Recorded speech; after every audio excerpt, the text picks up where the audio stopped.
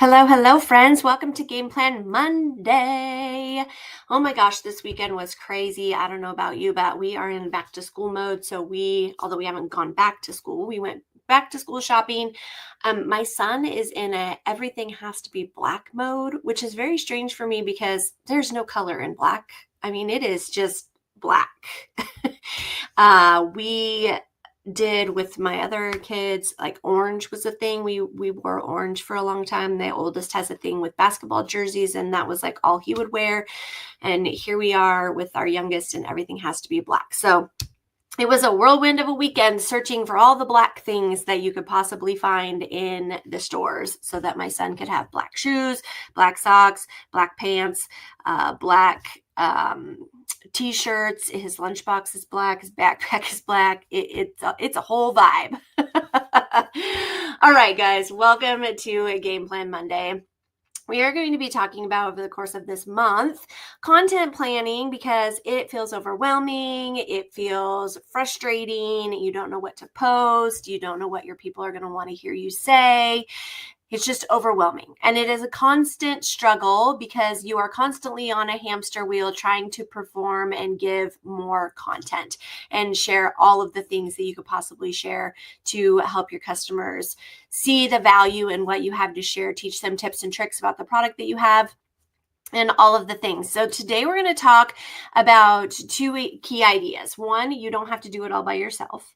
And two, you can plan like a content pro without actually being one. And this is probably the biggest thing that I have learned over the course of the last year or so as I have been diving into utilizing this tool.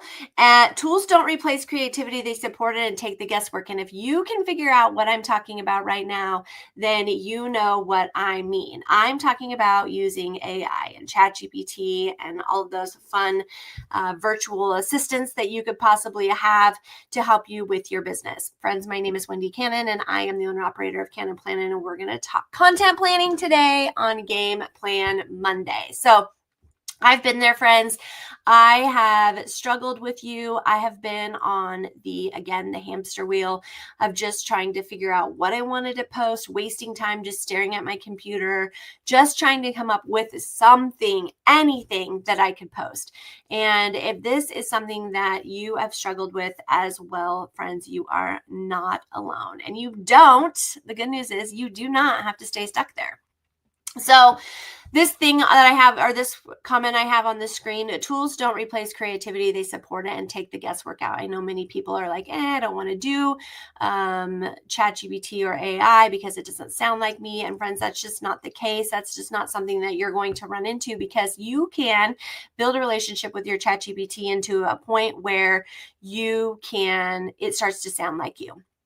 And if you are just getting started, this is a great opportunity for you to dive in. I utilize my planner right along with my chat because I will write the things that I'm thinking. Like doing a brain dump in writing is easier for me than typing it out, because I hate when I have to, have fat fingers and have to go back and delete and all that stuff. No, I just let the thoughts flow using a brain dump. Or just talking with, letting the pen flow on paper about a specific topic that I want to lean into. And then I can take a picture of that and upload it right into my GPT and let it help me come up with some content. All right. So what I want to share with you guys today, and I'm going to actually do a quick one. I shared this on the page a little bit earlier this last week about building content that makes it very, very quick and easy. So I went ahead and did the same thing. This is the exact same post I shared with you last week, but I kind of want to show you what that looks like. So create a question that you have surrounding your niche, your people, your product, your whatever the case may be. For me, I'm obviously a planner coach, so I'm going to use planning. And what's your biggest planner struggle? And then have those 5 pieces of content be in this structure: a poll, a personal story, a quick tip, an engagement post, and a soft invite. All right. Soft invite isn't buy my stuff, right? A soft invite is, hey, do you want me to tell you more? Go ahead and comment this word. So we're going to go ahead and just see what ChatGPT gives me in this regard. So it says, here's your 5 pieces of content for what's your biggest planner struggle, all in your preferred formats and tone. For this is Tabitha the mom, that we're going to talk about that later, but with a sprinkle of business and friendly relatability. So number 1 is a poll. She's telling me this is a low risk engagement, right? Let's see where we're all at. What's your biggest planner struggle right now? This is a really quick ABCD. A, staying consistent. B, actually finding the time to use it. C, knowing what to put in it. D, decorating it and making it you. And then, of course, your call to action, because we want our people to do something on our channel, right? Vote below. No shame. We've all been there. Truth, friends, we have all been there. All right. The second one was a personal story. Make it relatable and help your person to be seen. So confession time. There was a time when my planner sat on my desk like a pretty paperweight. I wanted to use it. I meant to use it, but every day I'd open it up, feel overwhelmed, and close it right back up. The turning point, I stopped trying to make it perfect and started making it practical with messy handwriting, sticky notes, half-finished lists. If it worked for me, it was good enough. Now the planner is my lifeline, not my guilt trip. Now, I 100 would not post this. 100% would not post this because this is not my story. But what I love about using GPT is that it allows me to be inspired by the story. It says, confession time, there was a time my planner sat on my desk like a pretty paperweight. Yeah, that would never happen. My planner would travel to and from work with me and still not get written in. That's the realistic part of it, friends. It was not just sitting on my desk. I would actually take the thing with me, put it in my tote, and I would carry it to work. I would open it. I wouldn't write anything in it, but it would just be there on my desk so that I could write on it if I wanted to. That's the real story, okay? And it wasn't about making anything perfect. It was just having the overwhelm of I had so many things to do. I didn't really want to spend time writing all of that same stuff down. Maybe you guys want to see what I'm talking about, okay? So this is the prompt that I put in here. And then we're on to number 3. That's always helpful for me to share my screen. It's fine. Okay, so the third one, quick tip, planner overwhelm, try this. If your planner feels overwhelming, start with a rule of 3. Write down just 3 priorities for the day. Give each one a time or space in your day. Let everything else be a bonus. It keeps your planner doable instead of daunting. What's one thing on your list today? Now, this legit is something that I would use. I don't call it the rule of 3, though. We just call it the top 3. So again, it's giving me some ideas of things to post, but this is not exactly how I sound. I don't talk about the rule of 3. That's not what I call it. We call it the top 3. So yes, write down just 3 priorities for the day. Yes, start with 3. If you get more than that done, fantastic. Okay. So then an engagement post, let's swap ideas. We all have one thing that trips us up when it comes to planning. For me, it's getting too caught up in the prettiness before I get to the productivity. I'm pretty sure my chat GPT knows me really well. Because sometimes I just want my planner to look pretty and therefore things don't happen, right? What about you? Share your biggest planner struggle in the comments. Bonus points if you also share how you try to fix it. Someone else might need that tip today. So this is basically polling your audience, but giving them a voice in that they can share their own experiences.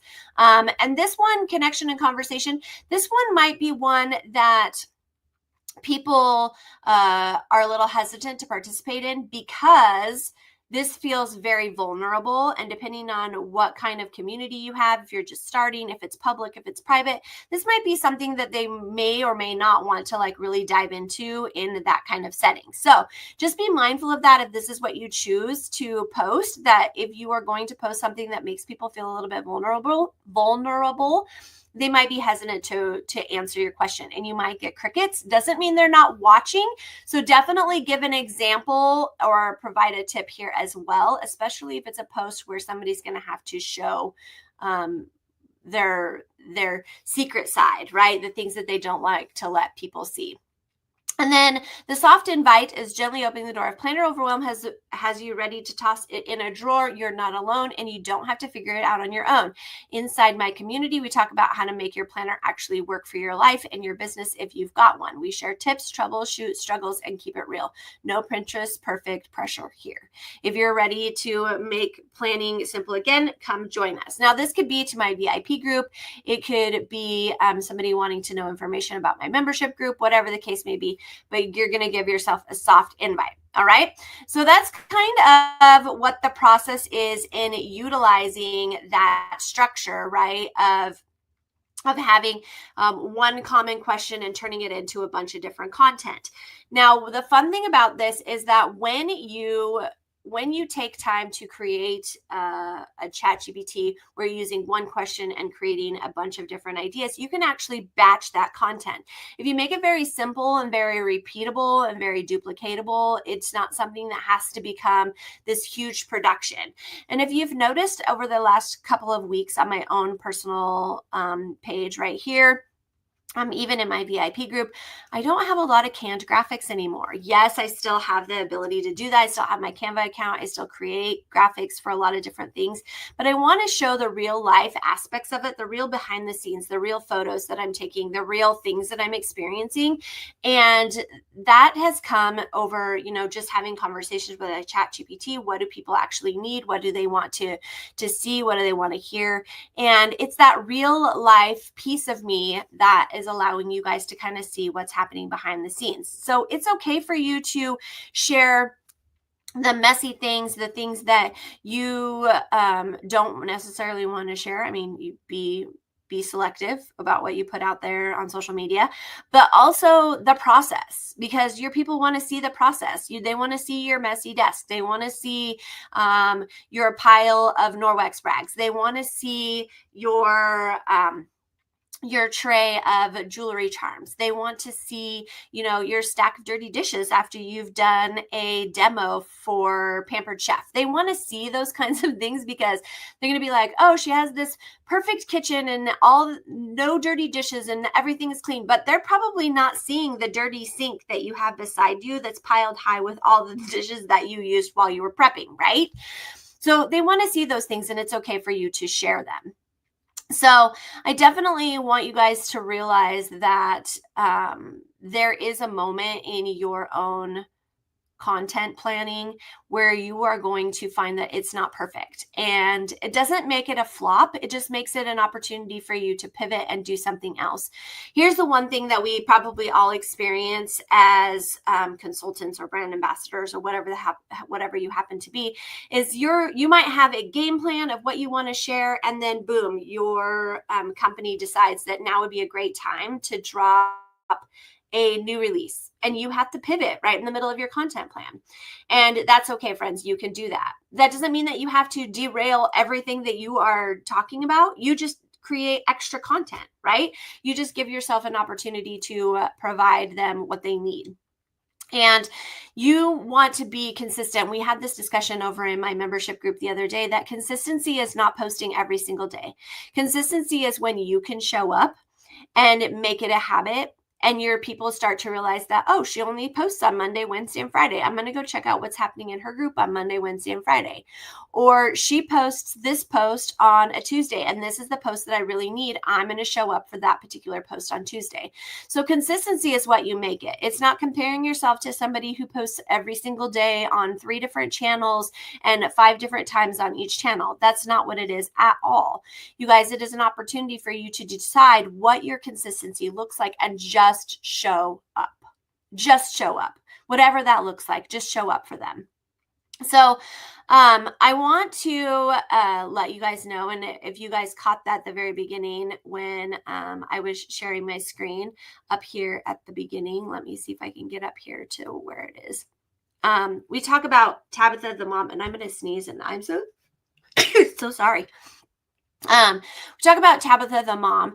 We're going to talk a little bit more about what that means and why I have a specific person in my chat GPT to help me build content.